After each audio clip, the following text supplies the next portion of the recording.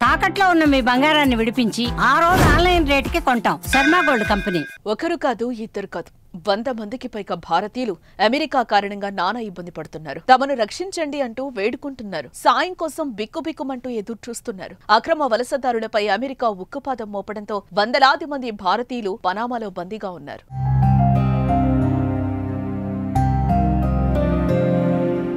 Donald Trump అన్నంత పనే చేశాడు. తమ దేశానికి అక్రమంగా వలస వచ్చిన వారిపై చర్యలు తీసుకుంటామని హెచ్చరించిన అమెరికా అధ్యక్షుడు ప్రమాణ స్వీకారం చేసిన రోజు నుంచే అక్రమ వలసదారులపై చర్యలు కొనసాగిస్తోంది.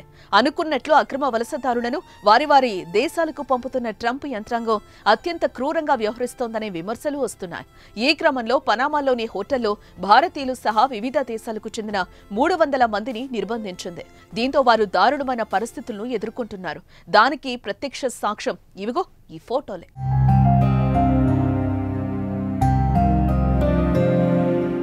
హోటల్లో బందీలుగా ఉన్నవారు తమకు సాయం చేయాలని కోరుతూ హోటల్ గదుల్లో నుంచి వేడుకుంటున్నారు. కిటికీల వద్దకొచ్చి అభ్యర్థిస్తున్నారు. ఇందుకు సంబంధించిన ఫోటోలు, వీడియోలు సోషల్ మీడియాలో వైరల్ అవుతున్నాయి. కొన్ని దేశాలకు చెందిన వారిని నేరుగా బహిష్కరించడంలో ఇబ్బందులు ఉన్నందున పనామాను రవాణా కేంద్రం అమెరికా ఉపయోగిస్తోంది. ఈ క్రమంలోనే పనామాతో ఒప్పందం చేసుకుంది.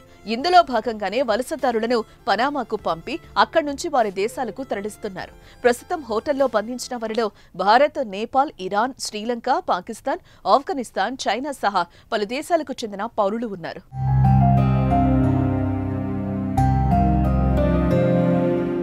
ఇక ఈ వార్తలు బయటకొస్తున్న నేపథ్యంలో సోషల్ మీడియాలో జరుగుతున్న ప్రచారంపై పనామా స్పందించింది.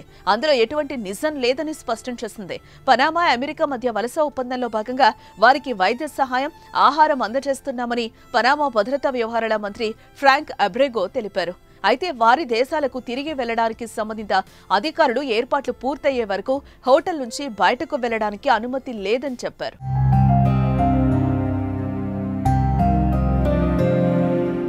ఇక ఈ వలసదారుల్లో 40% కంటే ఎక్కువ మంది స్వచ్ఛందంగా తమ దేశాలకు వెళ్లటానికి విముఖత వ్యక్తం చేయడంతో ఇబ్బందులు ఎదురవుతున్నాయి. కొందరు తాముండే హోటల్ గది కిటికీల వద్దకొచ్చి సహాయం కోసం వేడుకుంటున్నారు. మా దేశంలో రక్షణ ఉండదు అని ఆవేదన వ్యక్తం చేస్తున్నారు.